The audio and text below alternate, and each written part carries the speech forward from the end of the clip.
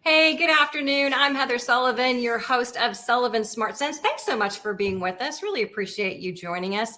Today we're going to dive into a hot topic because I know so many people are affected by student loan debt. And of course, we've got a graduating class that's just coming out of college now. Some of those folks are going to be dealing with student loan payments soon. Maybe you've been struggling with student loan debt for years. It's really been an issue that's hampered a lot of people for decades in this country, the weight of student loan debt. And of course, we've been seeing a lot of talk about changes, a lot of changes we've already seen. So we're going to talk a little bit today about, of course, we've got President Biden making proposals about some student loan forgiveness. We're going to talk about how to get ready for the federal student loan payments that are going to be resuming August 31st. And of course, we're also going to talk about the changes to the PSLF program, the Public Student Loan Forgiveness Program. This is the program that's been in existence for years. But as you know, so many people who were serving in the military, working as teachers, working in the government jobs that were supposed to qualify for loan forgiveness after a period of years, a lot of them had a lot of trouble getting qualified for that. The payments weren't being counted right and all of that. So I have an expert who's going to join us today to talk about the changes that were supposed to improve those programs and also how you can make sure that you are on track if you're in that program as well. So please join me in welcoming Jason D Lorenzo with PSLF Jobs. It's great to see you again. Thanks for being with us. Nice to see you too, Heather. Thank you. Well, let's dive right into it today because strong introduction there. We got a lot to talk about here. Yeah, we do. Yeah. But let's dive right in because right now, I think one of the buzz things that people are talking about is this whole, concept of student loan forgiveness. And also we've got the payments that are going to resume in August 31st. We've seen this pause for more than 2 years. And so a lot of people just haven't been making those payments. Now they're putting their money, towards gas and food and all of these things that have gone up in price. What would be some of your advice to people to get prepared or maybe things they need to do if they're afraid they're not going to be able to afford? Sure. Just as a refresher with what the CARES Act actually instituted here with the payment and interest pause is if you have federal student loan debt as of March 13th, 2020, so now over 2 years, no interest has been accruing on your loan. So it made sense maybe to not pay and put the money towards the inflationary concerns. And no payments have been required. And they were halted for everyone, whether you needed relief or not. It's been extended now 5 times. And as you mentioned, the latest date now is everyone is supposed to go into repayment on their student loans on September 1st. So in terms of preparing for that, if it doesn't get extended again, that's probably another discussion because with the midterm elections coming up and some increased inflationary pressure and now the market's seeming to succumb to that a little bit, it wouldn't be shocking if they extended to 12/31. But it would make sense to be preparing for a 9/1 repayment start date. The first thing you're going to want to do is make sure that your loan servicer has current information for you. That is so often a thing that we don't update when we're moving or changing locations or any sort of changes that happen within your profile. You should let your loan servicer know about so that they can get in immediate touch with you. If there's a more frequent email address that you're using, certainly your address. You want to make sure that they have current information for you. And then the second component to that is if you were using a repayment plan that doesn't make economic sense for you anymore from 2020 to now, either because you've had a change in your income, you're going to want to make sure that you've determined what a payment you can afford. There's a menu of federal repayment options available for people today to where if you can't afford to pay anything now because either you're not working or your income is minimal or it's just not in the budget, there are options to do that without going into default today. So you want to make sure that you choose a repayment plan that makes the most economic sense for you of the menu of plans. And maybe we can get into that a little further.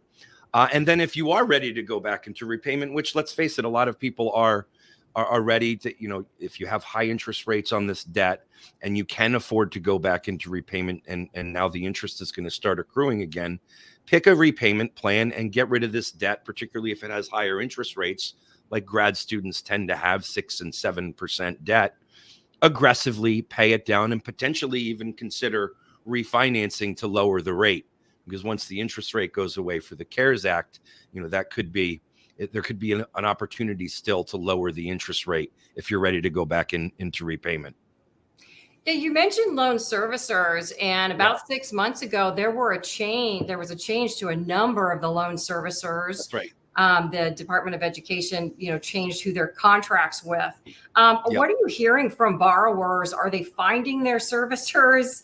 And how is that going? Great question. So the loan servicer change announcements that were made, the two of the larger loan servicers out there are going to be Fed Loans, I know we'll talk about PSLF. They're the contracted servicer currently for public service loan forgiveness, and Navient, which is the servicing group of formerly what was Sallie Mae, the private lender now, who still exists, but Navient is their federal servicing division. Just those two together affect about 16 million borrowers, and both of those servicers are leaving. Their contracts ended. So Fed Loans, it's intended that they'll be moving their servicing away. If it's PSLF specific, it's going to a servicer called Mohila. My experience, and having been doing this for over a decade, is that Mohila is a pretty high quality servicer with good servicing representatives. I had Mohila for mine. Yes. Oh, no kidding. It was very, very smooth. Good with Mohila. Our advisory has a couple of individuals that worked at Mohila, and they were very well trained and ready to do handle advocacy for borrowers, which is important. That's what we're doing here. And then Navient is moving their servicing over as well. I believe there's a single servicer prescribed there. I think it's called Maximus, and I don't have a lot of details about Maximus. And then Fed Loans will be distributing some to the other servicers that exist now as well. Great Lakes and Nelnet are two other larger servicers. The Fed Loans changes, we've started to see them move loans over to Mohila already. Fed Loans is still actually the servicer to do administrative things with for PSLF, unless Mohila has already taken over. They're still wrapping their arms around the PSLF stuff. And so we'll expect that to probably exist for the next 6 months to a year. But you're starting to see the servicer transfer now from Fed Loans. Navient signed on for another 3 years. And so if your servicer is Navient, you might not see changes for a little while longer. Okay. Wow. You've got a comprehensive grasp of all of them, because there's a lot of them. So that was very good. Oh, thank you. Yeah. When we're doing borrower advocacy, you got to kind of know every profile here. Yeah. Every player. Yeah. Yep. Before we dive into the PSLF, let's just talk briefly a little bit about, because I know a lot of people are watching because they're hearing just a lot of talk, a lot of news about this possibility of loan forgiveness in general. And so basically, we've heard President Biden say that he'd like to see this happen, but I know there's debate about whether he has the executive power to wave the wand and make money go away, or whether Congress would have to pass it. And we've seen amounts range from 50,000 to 10,000. What are your thoughts on this possibility? What do you think this might end up being? Yeah, having my finger on the pulse of this, I certainly have an opinion, but it's just that. I think that he's struggling to get the executive authority. I think 10,000 would already be done if he felt comfortable with that. He's already come out expressly against 50,000. You've got a few loud voices there advocating for that have a wide reach, but he's denied that on more than one occasion. And I do think that because it was a campaign promise, that he would work to get 10,000 done for all borrowers if he was comfortable enough with the executive authority part. And I think that's happening right now. I wouldn't be surprised to see a decision around that align with when people go back into repayment. If he's able to do the 10,000, you might see, but you got to go into repayment in September.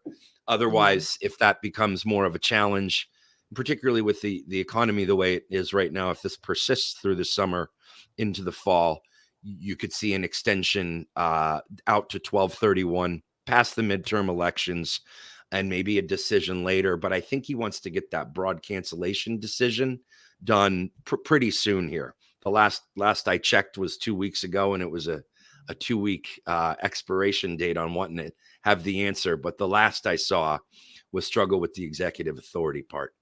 Yeah. Okay. But if you're expecting 50,000, this expert's opinion, I think be happy with around 10,000 if that's going to happen, and an expectation of going into repayment. But a broad array of other repayment plans that offer significant relief. I think that gets lost in the discussion around blanket loan forgiveness for everyone. Only 20% of borrowers were in a defaulted, neat state on their student loans prior to the pandemic. The majority of borrowers were dealing with it. It's a problem. But there are federal repayment plans that offer significant relief today. PSLF obviously being one of them. Yeah. So let's go ahead and dive into that, because it was last fall, because we were seeing these ongoing issues with people that are veterans, they've served, they're teachers, they're working in government jobs, and they were supposed to be qualifying for these existing PSLF programs. So they made some changes to clean it up, to help people qualify. Let's just first talk about those changes and what are you seeing? Are those changes working? Absolutely. So we'll start with, again, just to back it up, public service loan forgiveness.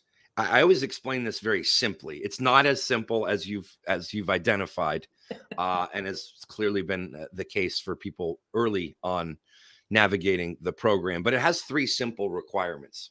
You have to have the right kind of loans and be in the right kind of repayment plan while you're working full-time for the right kind of employer. And so those 3 things today are direct federal student loans, and everybody has those if you went to school on or after July of 2010, because the government nationalized student loans in July of 2010, and your lender became direct loans, which is the Department of Education. Prior to that, the Sally Mays of the world were participating in federal lending, and those loans weren't eligible for PSLF, but they could always be consolidated. Most people didn't know that, and the servicers had an incentive to not tell you that, and that was a problem.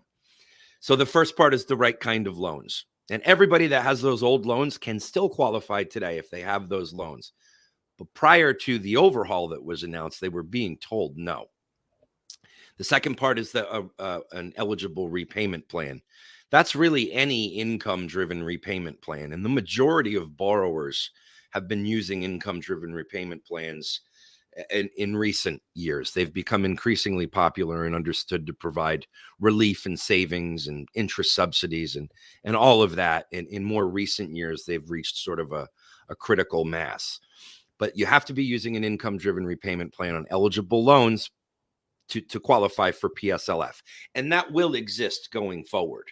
What the overhaul said and announced and has been implementing, I'll get into those stats in a moment, but if you had any kind of federal student loan, even that could be consolidated over to direct loans, that now counts towards PSLF, and any payment, not just an income-driven repayment plan payment. Because, there was talk about even forbearance steering, and I think that's probably something to mention as well here. But if you were in a graduated or an extended repayment plan and no one told you that you should be in an income-driven repayment plan, now any repayment status counts towards public service loan forgiveness, even on previously not eligible loans. And that was 90% of borrowers early on in the years of navigating PSLF.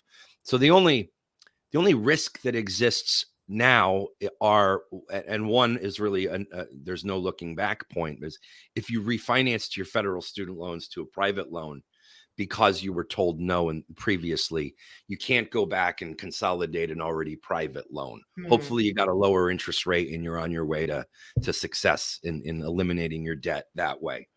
But if you were told no before and you still have these federal student loans that were not yet consolidated to direct loans, you can do that now and anytime before October 31st of this year. I would say just do it right now. you go to the PSLF help tool at studentaid.gov. They'll identify the loans there for you that need to be consolidated. Move those loans over to a direct consolidation loan and enter one of the income-driven repayment plans that makes the most sense for you, and you're on your way. Any progress that you've made toward PSLF on any other loans will not be interrupted by that. So I think your last question was what's been the impact of this. We've seen the number of borrowers that have received public service loan forgiveness grow. I think that roughly 1,400% if I just do year over year, 14x. Yeah. Mm-hmm. And we've seen the total amount forgiven go from less than $1 billion this time last year to we're creeping up on, I mean, by the time they report the next allotment of loan forgiveness, it'll probably be over $8 billion. So, 8 to 10x of actual dollars forgiven. And that number is now grown to about 120,000 borrowers as a result of the overhaul with immediate forgiveness, but over 1 million people positively impacted, meaning closer to forgiveness than they were before. And there's 1.3 million people navigating the program right now, which is $130 billion of federal student loan debt. So if I'm nerding out on math here and saying, let's just forgive that on average, equally over the next 10 years, you're talking about $13 billion of loan forgiveness year over year for the next 10 years, just with what's in the queue. So even what's happened now is a drop in the bucket. Right. Yeah. Compared to what's coming for the next, 10 years. Yeah. And there are 30, if we're going on with public service loan forgiveness, there are 35 million jobs in the US that qualify for PSLF. It's much broader than people think. So if you're a student loan borrower, with all of the positive changes here, and we might look back on this time in history as an overly generous loan forgiveness period. And just 2 years ago, we were talking about how painful and how oppressive it was. Yeah, what a change. Yeah.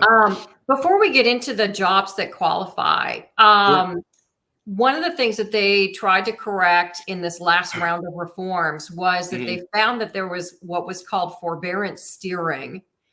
And that was, people were basically steered into forbearance plans that really should have been in maybe like income-driven plans or, things like that.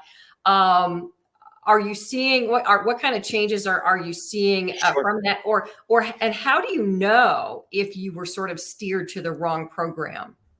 If you were in forbearance for a long period of time, and it was not of your own volition to choose that. I mean, a lot of people chose forbearance because on the surface, if you're not, if you're not super familiar with the concept of accruing interest and the sort of negative consequences of that, and you needed payment relief, it was common for borrowers to just choose forbearance, and the servicers were compliant or complicit in saying, oh yeah, do that. I mean, because that extends the term out on the loan and they get more money, but because the interest is accruing with no benefits whatsoever.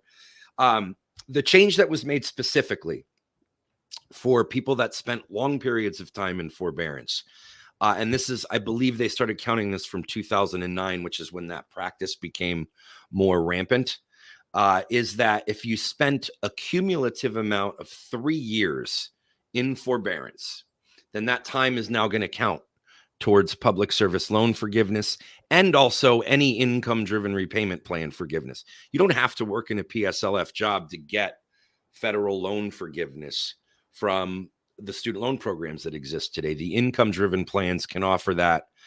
It's longer. It's not 10 years. It's 20 or 25 years, depending on the plan. But that still is the best outcome for a lot of borrowers, particularly if now 3 years of forbearance counts towards that, and that's already behind you. Also, if you spend any consecutive 12 months in forbearance, that's also now going to count as qualified payments towards either PSLF or income-driven repayment plan forgiveness. So I mean, if you're taking notes, it's any cumulative 3-month period where you didn't pay anything in forbearance, or any 12-month period that was consecutive, is now going to count towards income-driven repayment and PSLF forgiveness. Should note that that's separate from the CARES Act the zero payments that have existed now for over 2 years, that Mhm. counts towards all the loan forgivenesses similarly. And that's no additional review needs to be done there. That's been established. Yeah. We got a couple of quick questions I want to share and see if we can answer. So Jocelyn's writing in, what if they already consolidated and I'm in the income driven already? Yes, you're on your way to loan forgiveness according to the profile of the income driven repayment plan that you're in. This waiver period also said that if you had your FFEL loans, they were called, the pre-2010 federal student loans that weren't direct. If you had any progress towards PSLF on those loans prior to this overhaul, you were told that time didn't count. You should do an employment certification form if it's PSLF to make sure that that time is now gone back and counted for you. The government or the Department of Education won't take on the responsibility of reviewing past employment to qualify if you haven't ever submitted an employment certification form for that employment. So I don't know, Jocelyn, if you're in a PSLF role or you're just seeking income driven repayment plan forgiveness, but that the former there, the PSLF, requires employment certification. And so if you're trying to certify time pre-consolidation, you want to go back to the employer and make sure that they certify your qualified time there. But otherwise, the previous time will now count towards income driven already. Jocelyn, thanks for the question. It's a great question. And we've got another one from Kel. Will I get a refund on the loan I've already paid back? I'm thinking no. But what do you say? Yeah. So refunds have been happening.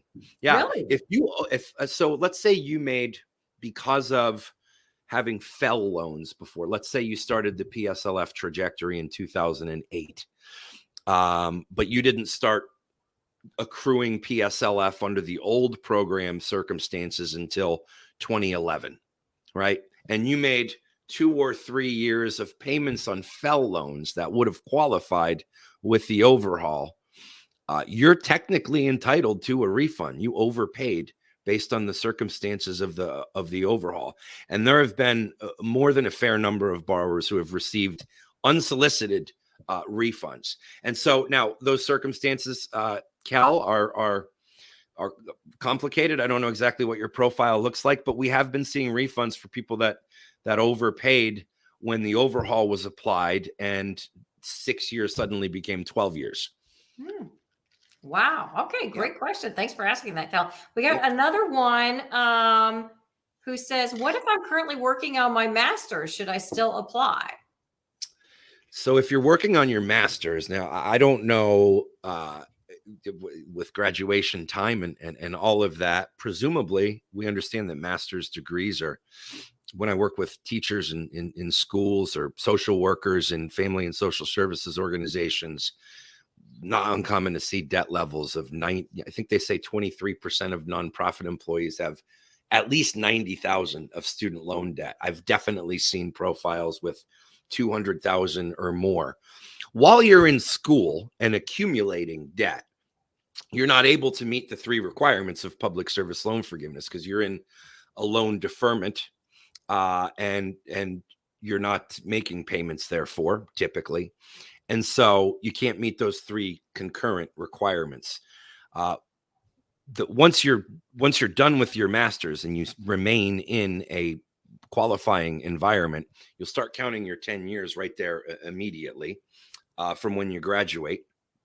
Strategically, you could even consolidate and start your repayment plan immediately when you're done with your master's and achieve PSLF 10 years from when you finish your master's. And so absolutely, there's nothing to apply for until you actually have graduated. The loans go from a in-school deferment status to then a repayment status, where then you can start counting the 10 years. But absolutely, you should still plan on PSLF if the economics make sense, which is another, not everyone who has student loan debt and works in a nonprofit is a PSLF candidate. you have to make income-based payments for 10 years. If your income is substantial, you're going to pay your debt back in 10 years. So there are calculators at PSLF jobs that can help you calculate what the value of that is in the form of a salary boost. We're getting a really big audience, by the way, and we're getting more questions in. But before we try and get to some of those, I want to just talk a little bit about what you do at PSLF Jobs. Sure. And how people can sort of make sure that the job that they have or find jobs that will definitely qualify. Yeah. Well, if you're talking to a qualified employer that knows nothing about this, loop me in because they should really be helping you. I mean, if you think about it just from a strategic standpoint, and we talk about the Great Resignation and recruiting and retention the economic environment seems to be changing now, but the public service loan forgiveness program offers relief to people that work in qualifying environments, which is any federal, state, or local government or agency, or any 501c3 nonprofit, which is roughly, like I said, about 35 million jobs in the U.S. They get a federal subsidy to what they pay you when you get public service loan forgiveness. So it's a recruiting and retention tool for them. And so you want to make sure that the employer understands this and isn't denying this application from you. That should be less common now, but it still happens that employers say, I don't know what this form is. I'm not comfortable filling it out. But in terms of finding a PSLF qualified job, there's 35 million of them in the United States. I think the first thing you want to do if you have a high level of student loan debt is calculate how much actual savings is available to you through PSLF. If you are, and I'll just do a couple of examples here, but if you are planning on making, say, $90,000 a year, and your student loan debt is at $35,000 or $30,000 a year, in an income-driven plan, you're probably going to pay that back over 10 years. There's no economic benefit for you to take a nonprofit job versus a private sector job. There are certainly the professional and personal advantages of that. Maybe that's why you wanted to work in a particular nonprofit or public service environment. But economically, it's where you start to see that your debt levels exceed what salary you're expecting to earn. So, for example, a teacher with a master's degree, $150,000 of federal student loan debt, not uncommon, that is going to see a starting salary of $50,000 to $55,000. You're probably going to save about $150,000 payments wise. And that makes your salary of $55,000 worth, compared to the private sector, probably $75,000.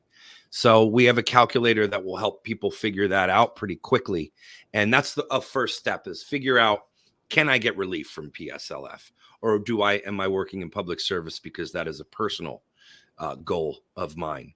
And then our jobs board features now probably 15,000 jobs that are being directly posted by PSLF qualified employers that want to help with this. There's 35 million out there, so we've got more to go. But any federal, state, or local government or agency job in which you work full time, and you don't have to work the whole 10 years with that same employer. I started working with medical graduates, years ago, and they do their residency in nonprofit teaching hospitals. Then sometimes they go off to do a fellowship in a different hospital, and then they go practice in a hospital somewhere else. That's 3 different jobs that comprises the 10 years. And then loan forgiveness is available for graduate health professionals. So it doesn't have to be the same job. If you've got progress towards this, say 5 years of already qualified employment, certainly that next 5 years becomes even more substantial, especially if your student loan debt's grown over that 5 years. There's more value there. Okay, we've got some more questions coming in. So Jean writes, I've been at my public service job since 2011. My student loans have been in forbearance since 2017. Haven't made a payment yet. When will it be on the income-driven payment plan? Should I apply? So great question. I do think, Jean, that it would make sense to position yourself to go into an income-driven repayment plan Now, I'd rather have your loan servicer have your indication of going into an income-driven repayment plan now, so that right before September 1st, when there's probably a scramble for everyone trying to take action, you're already in the queue to go into an income-driven repayment plan. I don't know what you did with the loans from 2011 to 2017. Presumably, whether they were FEL loans, in other words, prior to when all loans were direct, there may be a consolidation that needs to be done there, and a payment count of those 6 years from 2011 to 2017. And then from 2017 to 2020, that's 3 years of forbearance. That would count towards qualified time for PSLF with the new stipulation that we discussed. And I would jump right into an income-driven repayment plan right when we go back into repayment from CARES. And I'd actually get that on record with your servicer now.